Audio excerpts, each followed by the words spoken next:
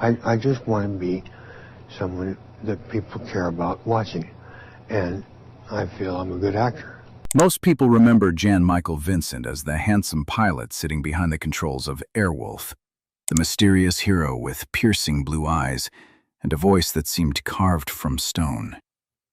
But if you had met him in 2007, you would have seen someone entirely different. Sitting across from a reporter was a man who moved carefully, spoke with a damaged rasp, and seemed strangely detached from the life that had once made him famous. When the reporter mentioned that he had been one of the biggest television stars in America, earning more money than almost anyone on television, Vincent appeared genuinely confused. He wasn't pretending. He wasn't being modest. He simply couldn't remember. The man who had once stood at the center of American entertainment had somehow become a stranger to his own history. To understand how that happened, you have to go back long before Hollywood discovered him. Jan-Michael Vincent was born in Denver, Colorado in 1944, but his story truly began in the small farming town of Hanford, California. On the surface, he looked like the kind of young man movie studios dreamed about finding. Blonde hair, athletic build, striking blue eyes, and a face that seemed designed for the camera. Yet beneath that appearance was a family history filled with instability, violence, and addiction. His father had struggled with alcoholism. Other relatives had spent time in prison. One had been killed in a confrontation with law enforcement. Long before Jan-Michael Vincent ever stepped onto a movie set, chaos had already been written into the background of his life. What made his rise remarkable was that none of those shadows were visible to the world. After high school and a brief period attending college, he was spotted by a talent scout in Southern California. Hollywood reacted instantly.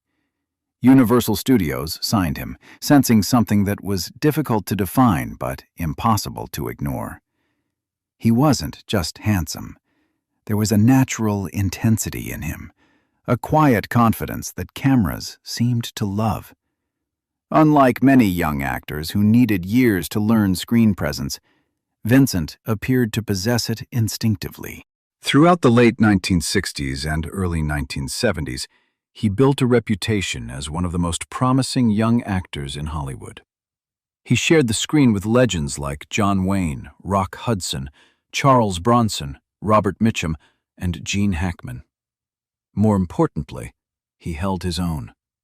Directors trusted him with increasingly demanding roles because they recognized something deeper than movie star looks.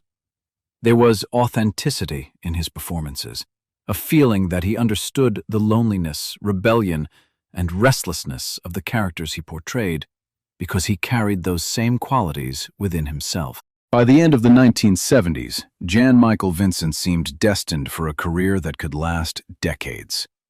Hollywood had found its next leading man. Audiences admired him. Critics respected him. The future appeared limitless. What almost nobody realized was that while the cameras were capturing a rising star, the forces that would eventually destroy him were already quietly growing in the background, waiting for the moment when success would hand them complete control. If the first chapter of Jan-Michael Vincent's life was about potential, the second was about power. By the early 1980s, he had already spent more than a decade proving himself as a serious actor. He had worked with some of the biggest names in Hollywood and built a reputation that most performers would spend a lifetime chasing. But in 1984, everything changed. Not because of a movie, but because of a helicopter. When Airwolf premiered on American television, it immediately became one of the most popular shows in the country. The series centered around Stringfellow Hawk, a former military pilot who possessed a top-secret supersonic helicopter and accepted only the missions he believed were worth fighting for. Hawk wasn't a typical television hero. He was quiet, wounded, isolated, and often seemed more comfortable alone than around other people. He lived in a remote mountain cabin, played the cello in solitude, and carried emotional scars that were never fully explained. Audiences loved him because he felt real. And the reason he felt real was because Jan-Michael Vincent barely seemed to be acting. At 39 years old, Vincent had reached the peak of his career. Every week, more than 40 million Americans tuned in to watch Airwolf. His face appeared on magazine covers across the country. His salary reportedly reached $200,000 per episode, making him one of the highest-paid actors on television. It was an astonishing amount of money for the era. Hollywood had finally handed him the keys to the kingdom. But while the public saw a star ascending, another story was unfolding behind closed doors. The problems that had followed Vincent for years were becoming impossible to hide. Long before Airwolf made him famous, he had already struggled with substance abuse. Arrests related to drugs had appeared in the late 1970s. Alcohol was becoming a constant presence in his life. Friends, colleagues, and producers began noticing behavior that was increasingly unpredictable. The success that should have stabilized his life seemed to amplify the chaos instead. The tragedy was that Airwolf's greatest strength was also its greatest weakness. The character of Stringfellow Hawk felt authentic because Vincent understood loneliness, anger, and self-destruction better than most actors ever could. The line between the man and the character slowly began to disappear. As the ratings soared, so did the warnings. Arrests continued, fights made headlines. Reports of reckless behavior circulated throughout the industry. Insurance companies started paying attention, and in Hollywood, that is often where careers begin to die. By the time Vincent left Airwolf, the damage was already spreading beneath the surface. The audience still saw a television icon. Studio executives saw a growing liability. For years, talent had opened every door for him.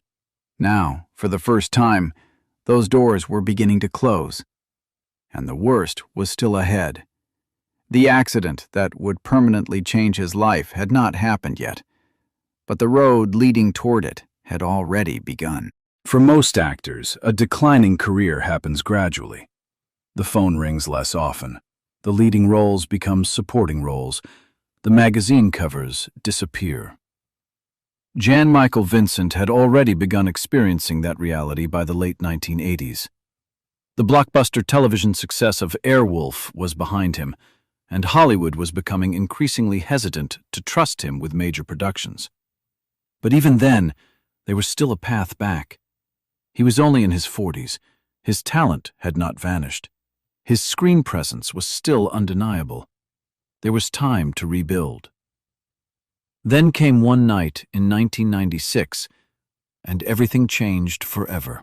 The accident happened in Mission Viejo, California. Vincent was driving under the influence when he crashed his vehicle. The impact was catastrophic. His neck was broken in multiple places. More devastatingly, the crash severely damaged his larynx. At first glance, that might sound like just another medical detail. For an actor, it was something far more profound. Jan-Michael Vincent's voice had always been one of his greatest assets. Calm, confident, and unmistakably masculine, it carried authority without effort. Millions of viewers associated that voice with strength and control. Overnight, it was gone. Doctors weren't even certain he would survive. Recovery was long, painful, and incomplete. When he eventually spoke again, the voice that emerged sounded nothing like the one audiences remembered. It was rough, strained, and permanently altered. The instrument that had helped make him a star had been destroyed. Yet perhaps the most heartbreaking part of the story was that even after suffering such catastrophic injuries, the machine kept moving. Vincent appeared in productions while still recovering. Photographs from the period show visible scars, swelling, and even hospital identification bracelets. It was less a comeback than a record of a man trying to function while his body was still falling apart. The years that followed brought little relief. Legal troubles continued, financial problems mounted. A second car accident in 2002 worsened existing injuries and further damaged his health. The opportunities that once seemed endless had effectively vanished. Not because Hollywood executives suddenly forgot his talent, but because the business no longer considered him a safe investment. Insurance companies, which determined whether productions can afford certain actors, increasingly viewed Vincent as too risky. In Hollywood, that verdict is often final.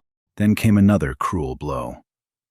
Years of health complications eventually led to severe circulatory problems. In 2012, doctors were forced to amputate the lower portion of his right leg.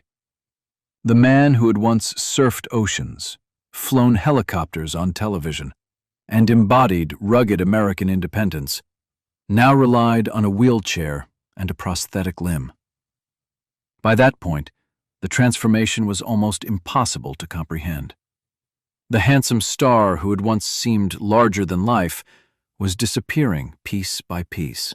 Yet the most tragic loss was not his fame, his mobility, or even his voice. It was something far more personal. As the years passed, parts of his own memory began slipping away, including memories of the very events that had changed his life forever. In September 2007, a reporter tracked down Jan-Michael Vincent in North Carolina, hoping to speak with the man who had once commanded one of the biggest television audiences in America. What he found was almost impossible to reconcile with the image millions remembered. The actor who had once embodied confidence and strength now moved carefully, as if every step required consideration. The famous voice that had carried Airwolf through living rooms across the country had become a rough whisper. Time, injury, and years of physical decline had transformed him so completely that he seemed like a different person. Then the conversation took an even stranger turn. The reporter reminded Vincent that there was a time when he had been one of the highest-paid actors on television. At the height of Airwolf, he was earning more money than many movie stars. The reporter compared his fame to that of modern celebrities and mentioned names recognized around the world. Vincent listened politely, then responded with genuine confusion. He said he had never really thought about being famous. When the reporter brought up the devastating car accident that had nearly killed him in 1996, Vincent appeared puzzled again. He claimed he didn't remember it.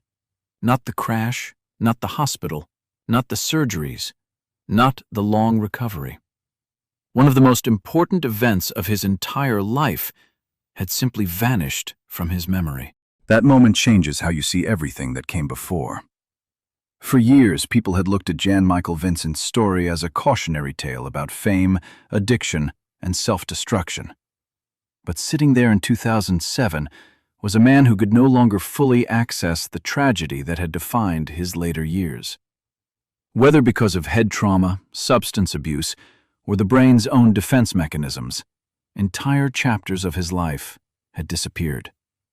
It was as if the system had erased its own records. The final years were quiet. There were no comeback tours, no memoirs, no carefully managed return to the spotlight. Vincent lived largely out of public view with his wife Patricia. The industry that had once built him into a star had long since moved on. New generations grew up without knowing his films, his television success, or the remarkable talent that had once placed him alongside some of Hollywood's greatest actors. When Jan-Michael Vincent died in February 2019 at the age of 74, the news did not immediately make headlines. In fact, weeks passed before many people even learned that he was gone. There was something heartbreaking about that reality. A man who had once drawn tens of millions of viewers every week left the world almost unnoticed. And yet, that is not the entire story. The version of Jan-Michael Vincent preserved on film remains untouched by time. The young actor standing beside John Wayne, the The rebellious surfer in Big Wednesday, the intense professional in The Mechanic, the haunted pilot flying Airwolf through the night sky. Those performances still exist, frozen exactly as audiences first saw them. Perhaps that is the real tragedy and the real beauty of his story. The man himself gradually lost his voice, his health, and even pieces of his memory. But the camera never forgot. It kept the version of him that was fearless, talented, and endlessly watchable. Long after the fame disappeared, long after Hollywood stopped calling, and long after he could no longer remember the height of his own success, those blue eyes were still staring back from the screen, preserving a moment in time when Jan-Michael Vincent seemed destined to have everything.